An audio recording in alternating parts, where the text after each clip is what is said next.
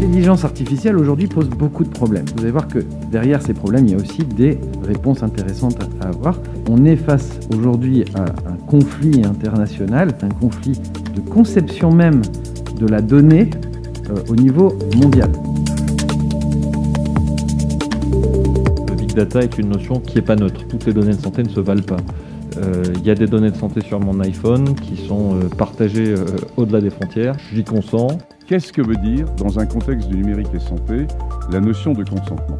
Ne pas l'aborder et ne pas se mettre de front, même si c'est pas facile à certains moments, eh bien, ça serait pas normal.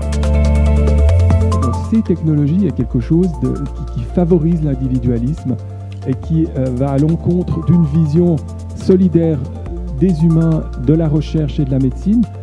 Or, nous ne nous en sortirons pas sans cette vision-là. Nous, les individus, là, on est beaucoup trop vulnérables face à ce système. Il n'y a aucune place en France, depuis 20 ans, sur le recrutement de médecins issus du milieu des sciences humaines et sociales ou d'une vision plus philosophique. Ce ne sera plus des médecins, ce sera peut-être plus des soignants ou des soignantes infirmières, ça pourrait être des managers de ce que fait l'intelligence artificielle ou les big data de nous-mêmes. Aujourd'hui, des non-cliniciens ne peuvent pas travailler sur des données cliniques, ce qui est évidemment un obstacle lourd à la conduite de projets de machine learning en génomique. Comment est-ce qu'on va faire pour que le citoyen soit informé et qu'il prenne une décision éclairée?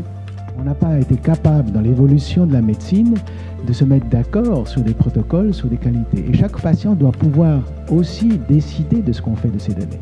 Je considère que 95% de mes données de santé pourraient être partagées très largement dans l'intérêt de la progression du système de santé. L'utilité au fait de tous ces échantillons, c'est justement de pouvoir les utiliser pour la recherche et de transformer ces résultats de recherche en des nouveaux diagnostics, en une application clinique. Pour nous, artificiel, ce qui compte avant tout, c'est de l'utiliser pour sauver des vies. Je voudrais rebondir sur un des éléments. Sauf que lorsqu'on stockait ça sur coûte de l'argent, parce qu'il faut avoir une analyse 3D. Dans ces domaines médicaux, sport par exemple. Peut-être une première question. Il est nécessaire de légiférer. J'ai aucun doute, la médecine c'est un métier d'avenir. Un très beau métier.